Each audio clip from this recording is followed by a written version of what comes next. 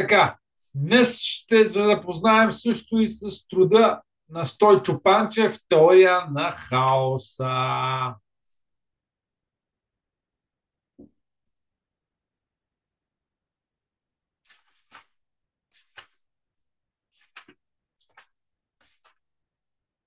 Общ увод.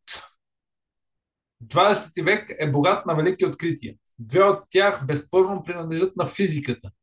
Това са теория на относителността от началото на века, свързани главно с името на Алберт Айнщайн, макар че основна заслуга има и Анри Пуанкре, и квантовата механика от 30-те години, свързана с имената на съзвездие, блестящи учени от различни страни. Първото от тях постулира крайна и максимално възможна в природата скорост, скоростта на светлината.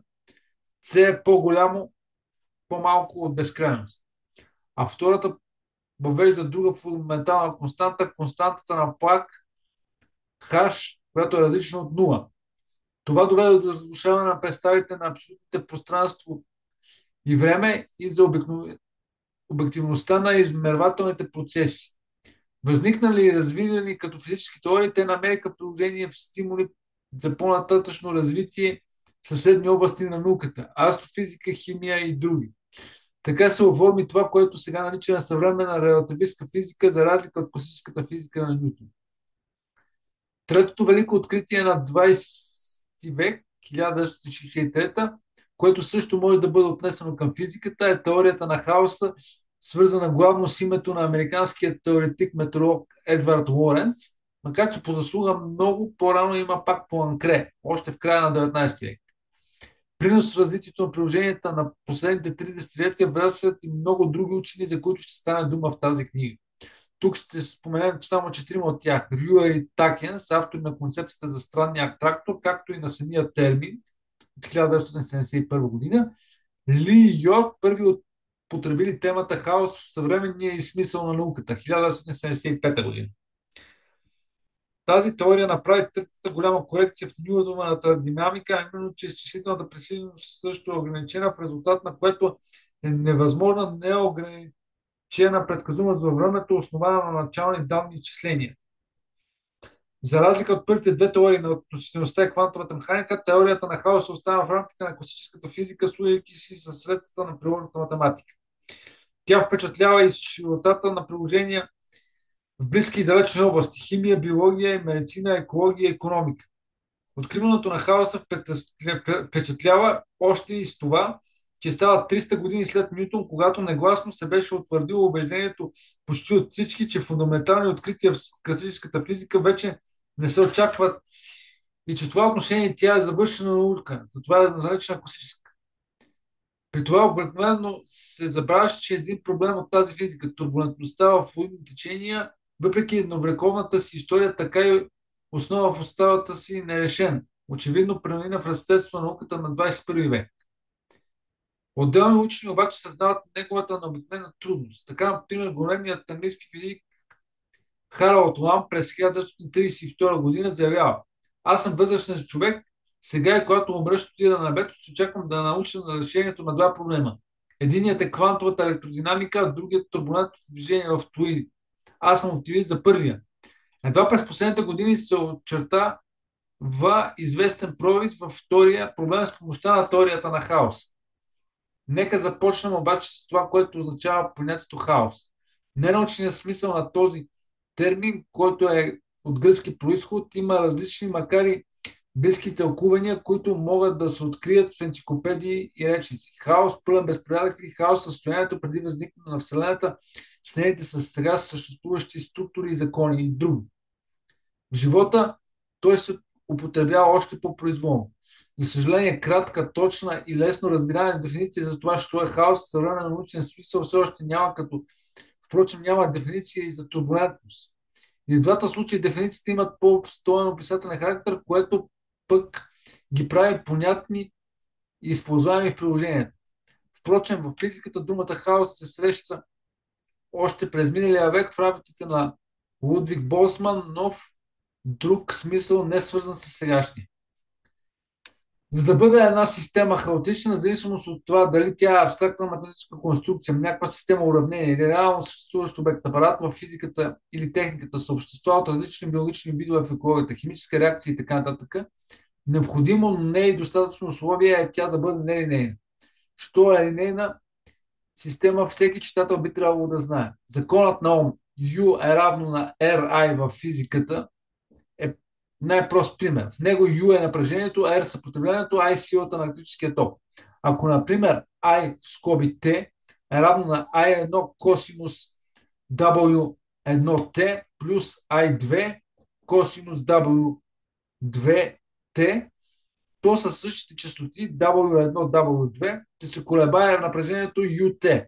Ако обаче U е равно на R0 голямо I плюс R голямо 1 I2, тогава при същия ток IT, поради известната формула 2 косинус Хикс косинус Y е равно на косинус скоби Хикс плюс Y плюс косинус скоби Хикс минус Y, напрежението ще се съдържа освен в WW2, още в частотите 2W1, 2W2, W1 плюс минус W2, дори при R голямо, ако клони към 0. В този случай субхармонични колебания с частоти W1, 2 върху 2 не могат да се получат. Съществуват обаче нелинейни при системи с най-различна природа, които субхармонични частоти се проявяват скокообразно при крайна и безкрайна редица от дискретни стойности на някакъв управляващ параметр за системата на ОК на R1 в горния пример голямо, R1 голямо. Тоест, времето има право характер. Често на изхода на такава система сигнал, който се наблюдава и регистрира толкова сложен вид като функция на времето Хикс, скоби Т, че отдавна е наречен случайен и изучаван само с помощта на статистически методи. Важно е да се подчертае, че външни случайни, стохастични в класическия смисъл действия върху системата няма. Тя е, както се казва, напълно детерминирана. В много случаи такива системи са вече описани с конкретни нелинейни диференциални или диференчни уравнения, понякога удивително прости и въпреки това решенията мислени сигнал пречат на случайни функции. Ясно е, че такова поведение не може да бъде резултат само на вътрешна динамика на такива системи, изразяващи се във възникване на устойчивости и внезапни преходи от едно състояние в друго, бифрукации, при изменение на параметрите на дадена система. Освен това, много малки изменения в началните условия Т равно на Т0, Т при входния сигнал водят като правило до съществени различия в решенията при Т по-голямо от Т0. И така в състояние сме вече да дадем една предварителна достатъчно за началото дефиниция на хаос в съвременно разбиране, която по-нататък ще допълваме и прецизираме. За да квалифицираме поведението на една нелинейна система като хаотично, трябва да се налече поне следните признаци. Системата е детерминирана. Те съществува правило, по което определя бъдещето поведение при дадени начални условия. Системата да показва силна чувствителност към началните условия, което я прави по принцип непредсказуема и по-точно с ограничен скок на предсказуемост. Математически такава системи се опитват от нелинейни диференциални необикновени или частни или диференчни с крайни разлики уравнения. Тогава първото изискване означава, че в тези уравнения няма коефициенти или свободни членове, както и гранични условия, които да са случайни величини и функции. Ако въпреки това решение до изходния сигнал има толкова сложно, че изглежда като случайна функция, казваме, че на лице е детерминичен хаос. За кратко, спрояктването на детерминистичен често се изпуска. При това в историята и в приложенията за сега се има предвид почти винаги само времеви хаос, т.е. сложно, регулярно, апериодично поведение на детерминирани системи във времето. Прилагане на времеви за кратко се изпуска. Причината е, че теорията на пространствения хаос всички още не съществува или по-точно сега се разработва. Макар че много нерешени проблеми научно-практическо значение очакват. Типичен пример е отново турбулентността. Сега, уравнението на Реакс Стокс тук няма как да го префърлиме да се знае и да се види за какво става дума, тъй като не може да бъде описано устно.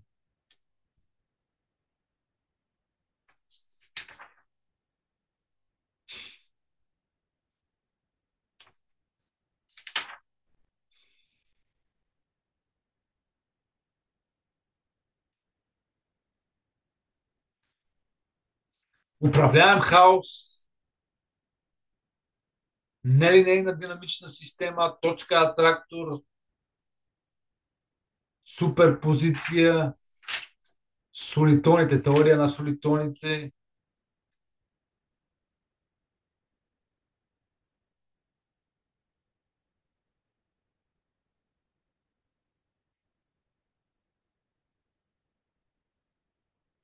Така, ето един пример. През юли 1977 година за много часове Нью Йорк потъва в тъмнина. Електроснабдителната система се разпада, както в Испания, Португалия и Франция.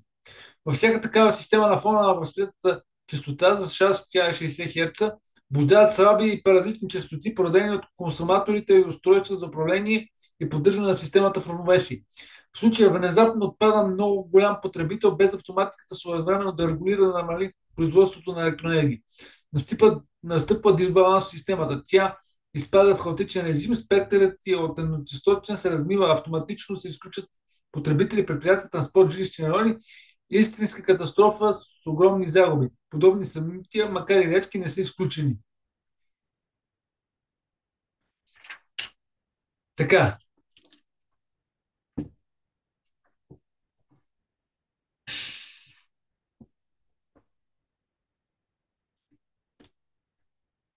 наред с теория на хаоса може да се наведе и състоянието на ред. Описанието на състоянието на човешкото същество, както и един мравуняк с мравки, може да се опише с апаратната част на науката теория за хаос.